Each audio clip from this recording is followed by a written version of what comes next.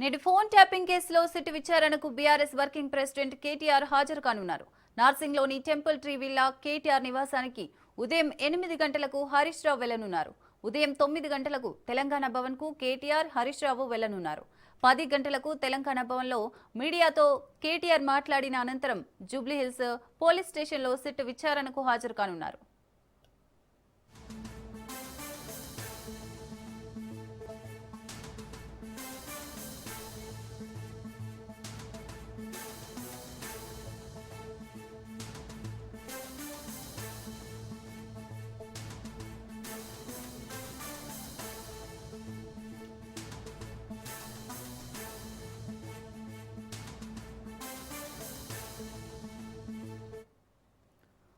నేడు phone tapping కేసులో SIT విచారణకు బీఆర్ఎస్ వర్కింగ్ ప్రెసిడెంట్ కేటీఆర్ హాజరు కానున్నారు. నార్సింగ్లోని టెంపుల్ ట్రీ విల్లా కేటీఆర్ నివాసానికి ఉదయం 8 గంటలకు హరీష్ రావు వెళ్లనున్నారు. ఉదయం 9 గంటలకు తెలంగాణ భవన్ కు కేటీఆర్ హరీష్ రావు వెళ్లనున్నారు. 10 గంటలకు తెలంగాణ భవన్ లో మీడియాతో కేటీఆర్ మాట్లాడిన అనంతరం జూబ్లీహిల్స్ పోలీస్ స్టేషన్లో సిట్ విచారణకు హాజరు కానున్నారు.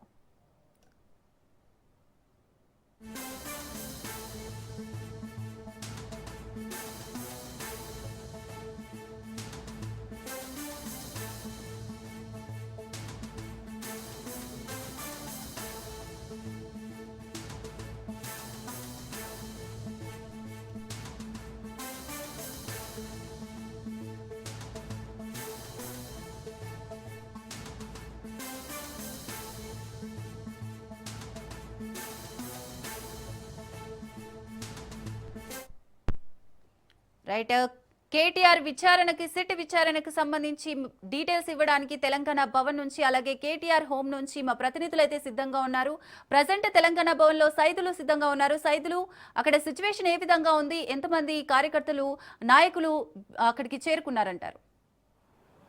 సిరిసాగర్, మరి కాసేపట్లోనే బీఆర్ఎస్ పార్టీకి చెందినటువంటి నాయకులు కార్యకర్తలు వచ్చే అవకాశం ఉంది. ఇప్పుడిప్పుడే ఒకరిద్దరు మాత్రమే తెలంగాణ భవన్కి వచ్చారు, కానీ పెద్ద ఎత్తున మాత్రం పోలీసులు మోహరించున్నారు. ఎందుకంటే మనకి దాదాపుగా గంట అవుతుంది, గంట ముందు నుంచి, అంటే ఈరోజు 9 గంటలకి తెలంగాణ భవన్కి కేటీఆర్ వస్తారు, కానీ ఉదయం 7 గంటలకే పెద్ద ఎత్తున తెలంగాణ భవన్ చుట్టూ కూడా పోలీసులు మోహరించున్నారు. 2 అంచెల భద్రత ఏర్పాటు చేయబోతున్నామని కూడా అంటున్నారు. ఇటువంటి అవాంఛనీయ ఘటనలు చోటు చేసుకోకుండా ఉండేందుకు ముందస్తుగా ఈ యొక్క భద్రత ఏర్పాటు చేశామని కూడా అంటున్నారు. తెల్లవారుజాము నుంచే బీఆర్ఎస్వి విద్యార్థి సంఘ నాయకుల్ని పోలీసులు అదుపులోకి తీసుకుంటున్నటువంటి పరిస్థితి కనిపిస్తుంది. చాలా చోట్ల బీఆర్ఎస్వి నాయకులందరినీ కూడా అదుపులోకి తీసుకొని స్థానికంగా ఉన్నటువంటి పోలీస్ స్టేషన్కి తరలించారు. ఎందుకంటే వారందరూ కూడా తెలంగాణ భవన్కి లేదంటే జూబ్లీ హిల్స్ పోలీస్ స్టేషన్కి వచ్చే అవకాశం ఉంటున్న నేపథ్యంలో అక్కడ ఆందోళన కార్యక్రమాలు కూడా చేపట్టే అవకాశం ఉంటున్న నేపథ్యంలో ముందస్తుగా ఇంటెలిజెన్స్ రిపోర్ట్ తీసుకున్న తర్వాత వీళ్ళందరినీ కూడా అదుపులోకి తీసుకున్నట్టుగా కూడా మనకైతే సమాచారం. ప్రస్తుతం మనం తెలంగాణ భవన్లో ఉన్నాం కాబట్టి ఒకరిద్దరు మాత్రమే బీఆర్ఎస్ నాయకులందరూ కూడా ఇక్కడికి వచ్చారు. మరి కాసేపట్లో పెద్ద ఎత్తున బీఆర్ఎస్ పార్టీకి చెందినటువంటి నాయకులందరూ కార్యకర్తలందరూ కూడా ఇక్కడికి చేరుకునే అవకాశం ఉంది. సో ఇక ఉదయం 8 గంటలకి కేటీఆర్ నేరుగా బయలుదేరి 9 గంటలకల్లా తెలంగాణ భవన్కి వస్తారని చెప్పేసి కూడా పార్టీ వర్గాలు మనకి సమాచారం ఇస్తున్నాయి. కాకపోతే కొంత లేట్ అయ్యే అవకాశం ఉంది. 9:30 లేదంటే 10 గంటల సమయంలో తెలంగాణ భవన్కి కేటీఆర్ వచ్చే అవకాశం ఉంది. కేటీఆర్ ఇంటికి కొంతమంది నాయకులు కూడా వెళ్తారని చెప్పేసి కూడా తెలుస్తుంది.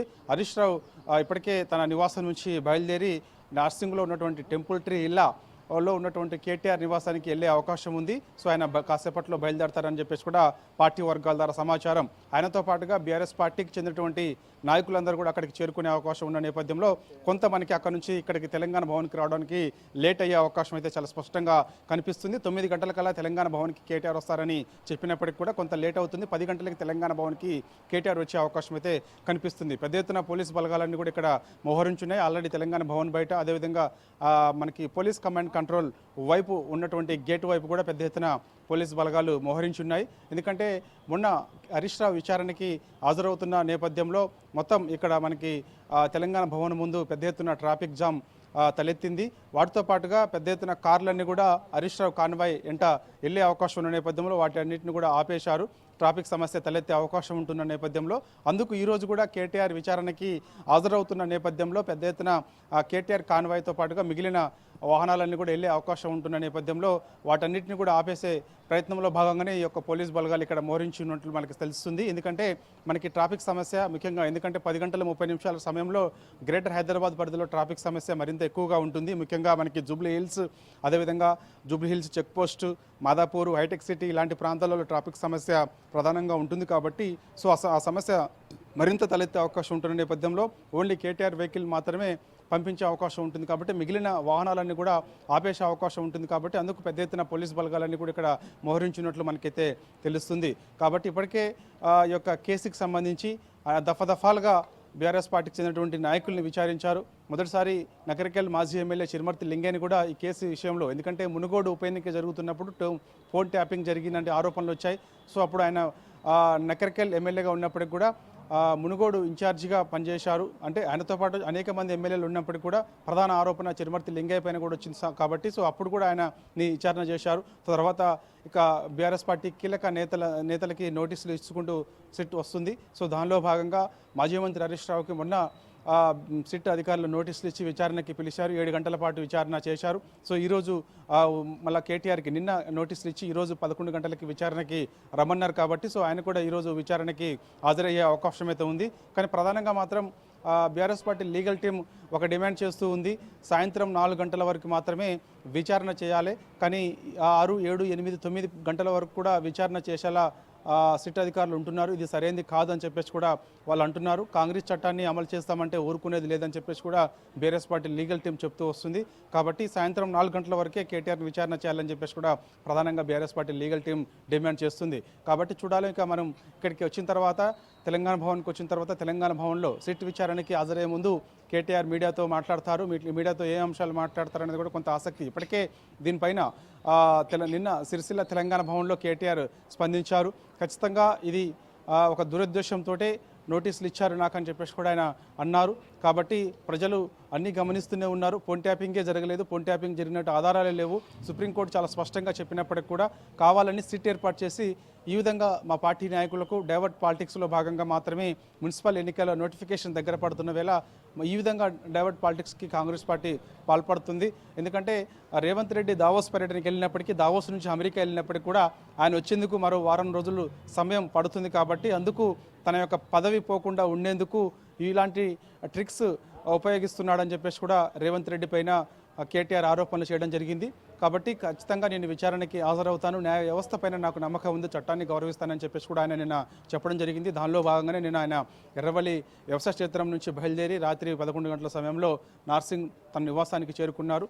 సో అక్కడి నుంచి ఇక్కడికి మనకి 9 గంటల 30 నిమిషాలకి తెలంగాణ భవన్కి వస్తారు. తెలంగాణ భవన్కి వచ్చిన తర్వాత ఆయన మీడియాతో మాట్లాడతారు. మీడియాతో మాట్లాడిన తర్వాత నేరుగా ఆయన సిట్ కార్యాలయానికి విచారణకు హాజరవుతారు. సిరిసాగర్ అయితే సైదులు ఈ సిట్ విచారణకు సంబంధించి మళ్ళీ హరీష్ రావుని కూడా ఇంకొకసారి ఈ సిట్ విచారణ చేసే అవకాశాలు ఉన్నాయి అన్నట్టుగా తెలుస్తోంది. ఈ నేపథ్యంలో మరి కేసీఆర్కు కూడా నోటీస్ వెళ్లే ఛాన్సెస్ ఉన్నాయి అనుకోవచ్చా? ఎస్ సార్, తప్పకుండా మరోసారి హరీష్ రావుని విచారణకు పిలుస్తామని ఇప్పటికే విచారణ ముగిసిన తర్వాత రాత్రి మొన్న హరీష్ రావుని విచారణకు పిలిచిన తర్వాత 10 గంటల సమయంలో పోలీస్ కమిషనర్ సజ్జనార్ ఒక ప్రెస్ నోట్ విడుదల చేశారు.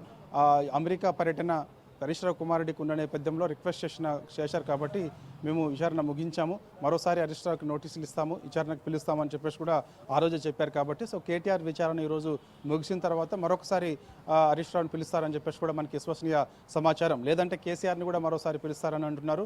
దానిపైన ఇంకా స్పష్టత రానప్పటికీ కూడా ఖచ్చితంగా కేసీఆర్ని కూడా ఈ ఒక ఫోన్ ట్యాపింగ్ కేసులో, ఎందుకంటే మనకి కొందరు ఇచ్చినటువంటి వాంగ్మూలాల ఆధారంగా బీఆర్ఎస్ పార్టీ కీలక నేతలందరినీ కూడా మేము విట్నెస్ పేరుతోటి పిలుస్తున్నామని చెప్పేసి కూడా సిట్ అధికారులు చెప్తూ ఉన్నారు. ఆనాడు మనకి టాస్క్ ఫోర్స్గా పనిచేసినటువంటి రాధాకిషన్ రావుని విచారించిన సమయంలో ఆయన ఇలా బీఆర్ఎస్ పార్టీకి చెందినటువంటి కీలక నేతల పేర్లు చెప్పారని సిట్ అధికారులు చెప్తున్నారు. ఎవరి పేర్లు చెప్పారు ఏంటి అనేది పక్కకు పెడితే మాత్రం బీఆర్ఎస్ పార్టీకి చెందినటువంటి నేతల పేర్లు మాకు చెప్పారు. కాబట్టి సో వారిని విట్నెస్ పేరుతో విచారణకి పిలుస్తున్నామని చెప్పేసి కూడా సిట్ అధికారులు చెప్తున్నారు. కాబట్టి దానిలో భాగంగానే హరీష్ రావుకి నోటీసులు ఇచ్చారు, విచారణకు పిలిచారు. కేటీఆర్కి నోటీసులు ఇచ్చారు, ఈరోజు విచారణకు పిలుస్తున్నారు. మరోసారి హరీష్ రావుని పిలిచే అవకాశం ఉంది, మరోసారి కేసీఆర్ని కూడా పిలుస్తారని చెప్పేసి కూడా మనకి విశ్వసనీయ సమాచారం.